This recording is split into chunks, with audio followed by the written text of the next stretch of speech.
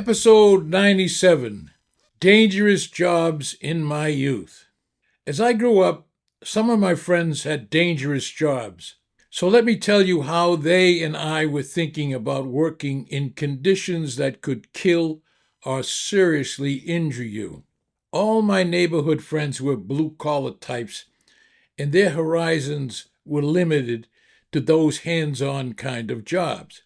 Their parents had mostly low-paid jobs, and my generation had ambitions to start families and buy homes, so better-paying jobs were necessary.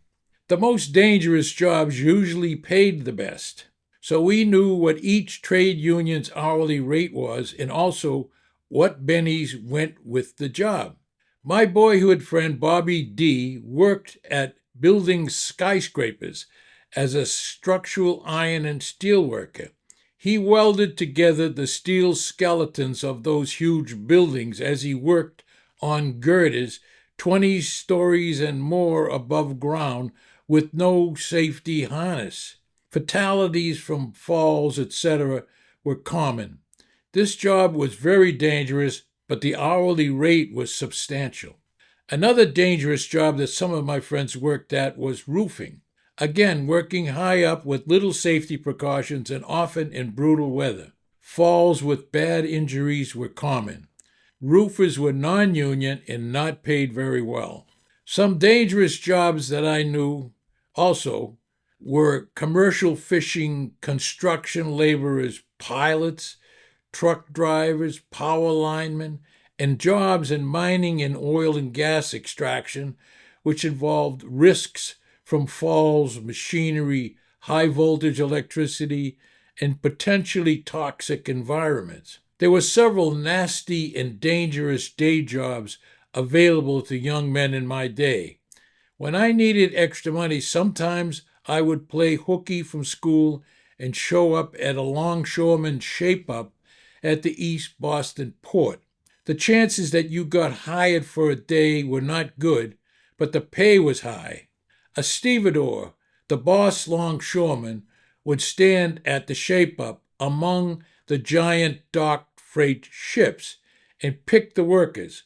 First the union members were hired, and then, if there was enough work, he would pick non-union guys like me. The work was brutal and dangerous. There was very little automation then. There were stairs and ladders down to the various levels in the ship's hold. Workers would carry large and heavy loads from the hold up to the gangway to the dock and onto forklifts. 8 hours of that and you were exhausted. It was often wet, icy, and chaotic, easy to get hurt. Another opportunity for day workers, both men and women, was working at the fish pier off Northern Avenue on Boston Harbor.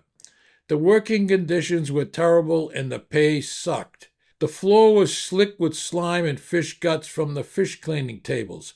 The smell was awful. Slips and falls with injuries were common. Why did anyone work there? They paid at the end of every day in cash. If you needed immediate money, that was the place to get it. I remember some of my friends trying to get into the Sandhog union because of its high hourly pay. The term sandhog originally referred to workers in New York City who dug through sand and mud to create tunnels and foundations. Many of these sandhogs were Irish. Here in Boston, we had the Callahan Tunnel built in the early 1960s, and then the Big Dig begun in 1991 and completed in 2007. That job was extremely hazardous. Their work involved drilling, blasting, and excavating for those projects, such as water tunnels, subways, and bridges. Tunnel workers labored in compressed air chambers to keep the water and the mud out, which led to a high risk of decompression sickness or the bends. I have read it was the kind of job where only the hungriest would work at it. The Irish made it their own.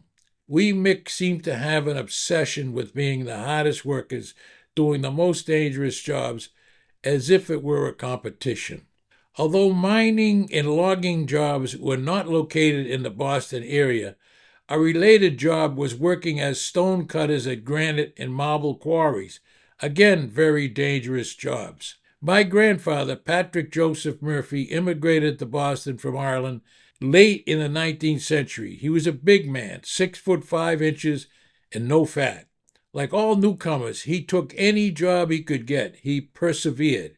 He had much experience as a horseman in the old country, so he worked as a freight hauler with a horse and wagon. There were no forklifts in those days.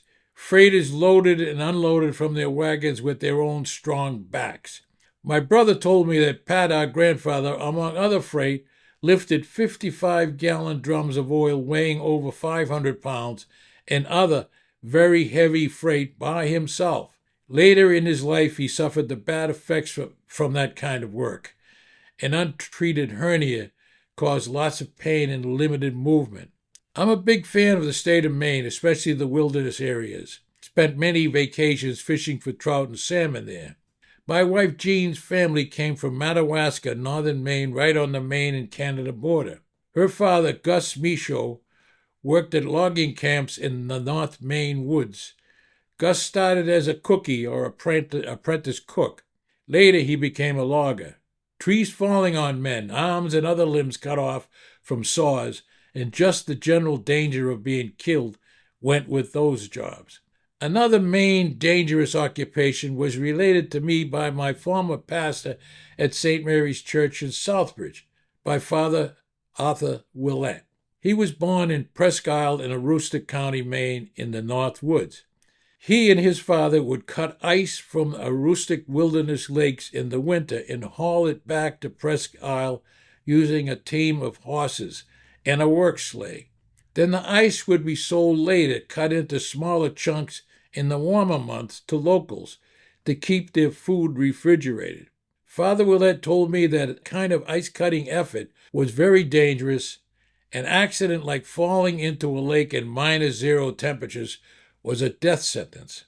Getting back to my neighborhood friends and their sometimes dangerous jobs, let me tell you that mostly they succeeded in bettering their lives by becoming tradesmen.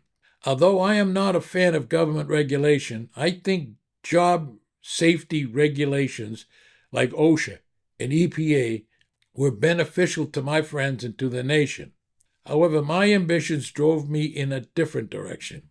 I have always been an entrepreneur, and the only danger in my occupation was a business failure and losing a pot full of money. This is Rod Murphy. Thank you for viewing or listening to my podcast episodes. I really appreciate it. If you liked it, and if you so choose, I ask you to send a good review and or refer a friend who might be interested in this Old Boston podcast series. Again, my thanks.